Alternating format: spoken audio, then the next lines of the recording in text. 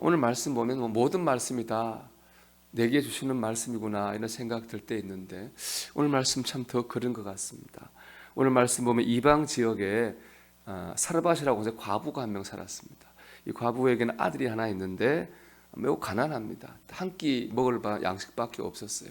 그래서 과부는 그걸로 한 끼 밥에 먹고 이제 죽으려고 그랬습니다. 그때 엘리야가 그 과부의 집에 들어갔어요. 그리고 기적을 행했습니다. 양식을 퍼내도 양식통 양수에 계속 솟아나게 하고 기름을 떠내도 기름통에 기름이 계속 솟아나게 하는 기적을 베풀어서 그 과부의 가정이 굶어 죽지 않게 양식이 나오니까요. 그런 기적을 행했습니다. 세상적으로 보면 엘리야는 그 가정을 보면 참 귀인 중에 귀인이죠. 귀인 중에 귀인입니다. 그런데 오늘 말씀 보면 이 여인이 그 귀인인 엘리야를 어이없게 원망하고 있습니다. 보면 하나밖에 없는 그 아들이 병에 걸려 죽어요. 근데 그 과부가 그 아들의 죽음을 놓고 엘리야를 탓합니다. 18절 말씀 보면 이렇게 돼 있죠. 여인이 엘리야에게 이르되 하나님의 사람이여 당신이 나와 더불어 무슨 상관이 있기로 내 죄를 생각나게 하고 또 내 아들을 죽게 하려고 내게 오셨나이까. 그랬어요. 엘리야는 지금 살려고 왔잖아요. 기적을 살리셨잖아요. 그 아들이 죽은 건데 갑자기 죽이려고 왔다는 거예요.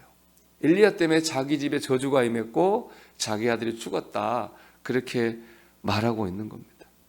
여러분 정말 엘리야가 때문에 그 과부한테 죽었습니까? 엘리야가 과부의 아들을 죽게 해달라고 기도한 적이 한 번이라도 있나요? 없어요. 전혀 그렇지 않아요. 그런데 이 과부는 엘리야 탓을 하는 거예요. 굶어 죽을 자신들을 살게 할 은혜는 다 잊어먹고 원망을 하고 있습니다. 자, 제가 우리 얘기 아닌가 생각한다고 그랬는데 우리는 어떻습니까? 기도 응답받을 때 좋아합니다. 하나님 나를 구원해서 천국 가게 하셨구나. 구원의 은혜 깨달아지면 감사하고 할렐루야 합니다. 그러나 고난을 만나면은 그거 다 사라집니다. 오늘 이 여인처럼 엘리야 원망하는 것처럼 원망합니다. 노골적으로 원망하지 않는다 할지라도 믿음에 하나님께 감사할 줄 모르고 믿지 않은 사람과 다를 바 없는 행동을 합니다. 그건 은근한 원망과 불평이 되겠죠. 하나님을 의지하지 못하고 낙심합니다. 그 전에 응답하신 은혜 주신 거 다 잊어먹는 거죠. 문제만 바라봅니다.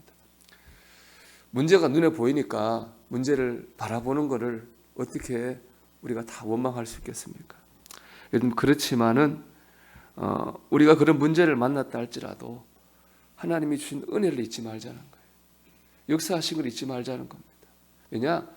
그때 역사하신 하나님이 오늘도 역사하실 것이기 때문에 그렇습니다. 그래서 히브리서 13장 8절은 말씀해요. 예수 그리스도는 어제나 오늘이나 동일하시니라. 옛날에 우리에게 은혜 주신 하나님 오늘도 은혜 주십니다. 옛날에 역사하신 하나님 오늘도 역사하십니다. 그렇다면은 이걸 정말 믿는다면은 우리 현실에 눈앞에 문제가 있을지라도 그 속에서 더더욱 믿음으로 하나님을 붙잡아야 될 줄 믿습니다. 근데 이 여인의 모습이 우리의 모습은 아닌가 그런 생각을 해보게 되는 것이죠. 엘리야는 이 여인과 대조되어서 믿음의 모습을 보여줍니다. 과부의 원망을 듣는 엘리야는 그 죽은 그 아들을 데리고 자기가 있는 다락방으로 가요. 그리고 침대에 누워놓고 기도를 합니다. 근데 기도하는데 모양을 보면 엘리야가 거기 3번이나 이렇게 그 아이의 몸에 엎드립니다. 서로 얼굴을 대하고 몸을 엎드리고 3번 엎드리면서 이 아이를 살려달라고 간절히 기도합니다. 이 좀 기도하는 모습이 특이하죠. 안수한 것도 아니고 왜 이렇게 기도했을까? 성경학자는 이렇게 말합니다. 간절함 및 치유자의 자기 투신의 극단적 확대 형태. 이렇게 말 어려운 말이고 쉬운 말로 말하면은 죽기를 각오하고 기도했다는 거예요.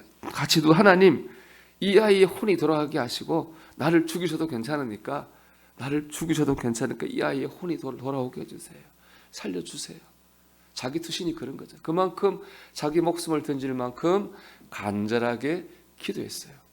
그랬더니 하나님께서 그 아이를 살려주셨습니다. 만약에 엘리야가 그 엄마처럼 원망만 했다면 어떻게 됐을까요? 그 아이는 살아나지 못했을 겁니다. 원망할 시간에 엘리야는 간절히 기도했어요. 그 하나님께서 그 아이를 살려주시고 그 가정의 문제를 해결해 주셨습니다. 여러분, 원망하고 탓할 시간에 전심으로 간절히 기도하십시오. 하나님 역사하십니다. 왜냐? 문제가 눈에 보이는데도 불구하고 하나님께 간절히 기도하는 자체가 뭐예요? 그 자체가 믿음이에요. 그 자체가 믿음의 행동이잖아요. 하나님 그걸 보시고 역사하시고 그걸 보시고 우리에게 은혜를 베풀어 주시는 겁니다. 흔들림 없이 하나님을 의지하는 모습 보고 역사하시는 거죠. 복음성가에는 복음성가 있죠. 기도할 수 있는데 왜 걱정하십니까? 기도할 수 있는데 왜 실망하십니까? 주님 앞에 무릎 꿇고 간구해 보세요. 마음을 정결하게 뜻을 다하여. 여러분, 예수 그리스도는 어제나 오늘이나 동일하십니다. 주님을 바라보고 우리 걱정할 시간에, 원망하고 불평할 시간에 엘리야처럼 간절히 기도할 수 있는, 믿음으로 하나님을 흔들리지 않고 의지할 수 있는 저와 여러분이 되기를 주의 이름으로 축원합니다.